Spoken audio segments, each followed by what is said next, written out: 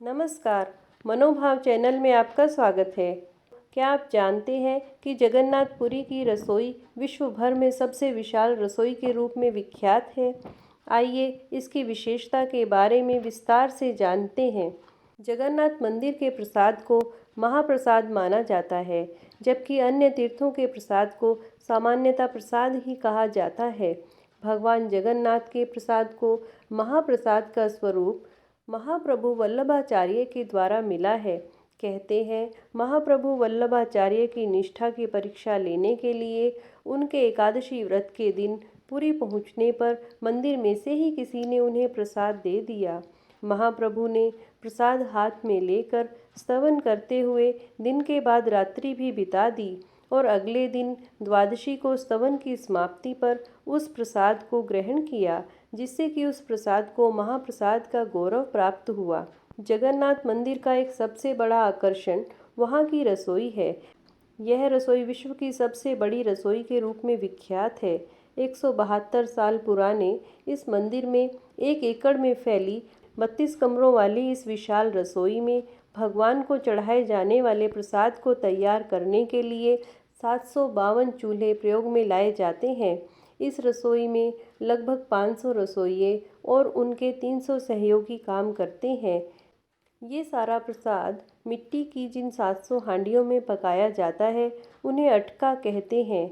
लगभग 200 सेवक सब्जियों, फलों, नारियल इत्यादि को काटते हैं, मसालों को पीसते हैं।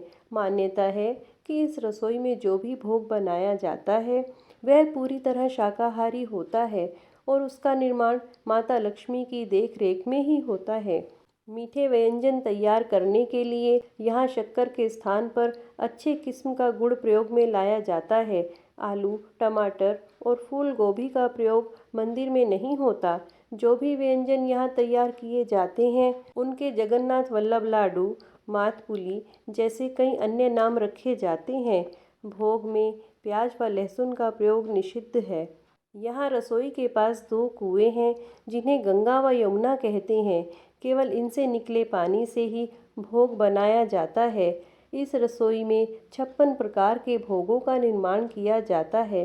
दाल, चावल, सब्जी, मीठी पूरी, लड्डू, पेड़े, बूंदी, चिवड़ा, नारियल, घी, माखन, मिश्री आदि से महाप्रसाद बनाया जाता है। रसोई में पूरे वर्ष भर के लिए सामग्री उपलब्ध रहती है। इसके अतिरिक्त रोज कम से कम 10 तरह की मिठाइयाँ बनाई जाती हैं। 8 लाख लड्डू एक साथ बनाने पर इस रसोई का नाम गिनीज बुक में भी दर्ज हो चुका है। रसोई में एक बार में 50,000 लोगों के लिए महाप्रसाद तैयार होता है।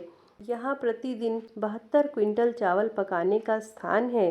रसोई में एक के ऊपर एक 7 कलशों में चावल पकाया जाता है। प्रसाद बनाने के लिए 7 बर्तन एक दूसरे के ऊपर रख दिए जाते हैं।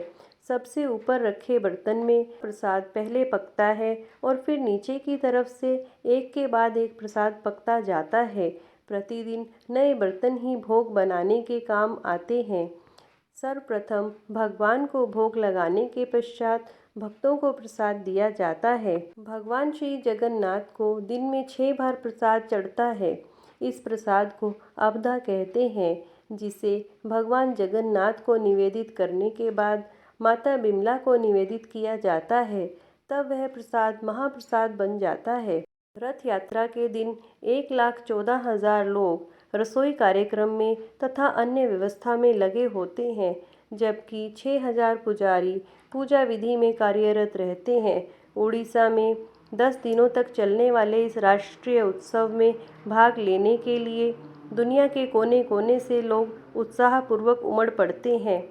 यहाँ भिन्न भिन्न जातियों के लोग एक साथ भोजन करते हैं। जात पात का कोई भेदभाव नहीं रखा जाता। आशा करती हूँ यह जानकारी आपको योग्य लगी होगी। जय जगन्नाथ।